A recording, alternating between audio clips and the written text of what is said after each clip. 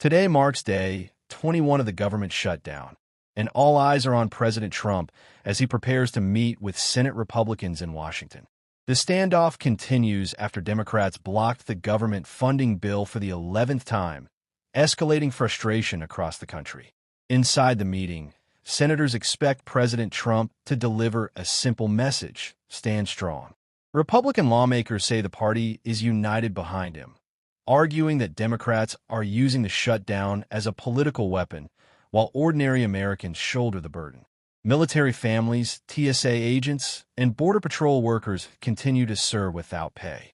One Republican senator shared a story of a Wyoming worker struggling to feed their children, saying Democrats care more about handouts for illegal immigrants than for the men and women keeping America safe. But Democrats, led by Senator Chuck Schumer, sharply disagree. On the Senate floor, Schumer called the situation morally repugnant, accusing Republicans of ignoring American families while, in his words, doing nothing. Republicans, however, fired right back, accusing Schumer of playing politics and caring more about his re-election and the far-left base of his party than about the American people.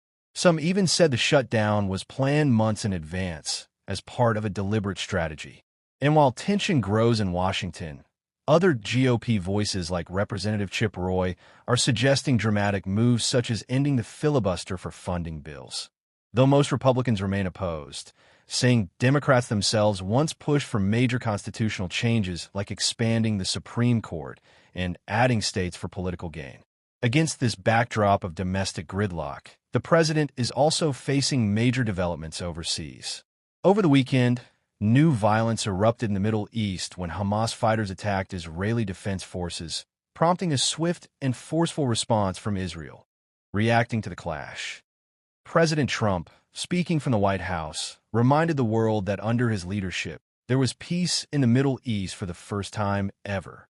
He said his administration had reached an understanding with Hamas that violence would not be tolerated, and warned that if the group continues to act aggressively, the U.S. will support Israel in eradicating them if necessary.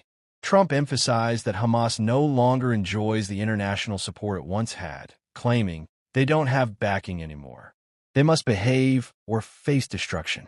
Meanwhile, Iran's continued military support for Hamas remains a concern for both Israel and the United States.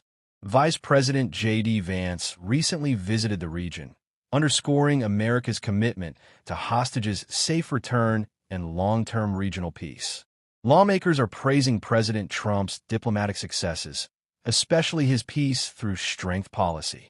In just 2 weeks, several hostages have already been freed, something many experts said was impossible. Republicans argue that under the current administration, there's a clear contrast from the previous years. No wishful thinking, no appeasement, but bold action aimed at achieving lasting peace and national security. As one senator put it, President Trump's 20-point plan for stability in the Middle East is proof that America is back as a force for peace and strength.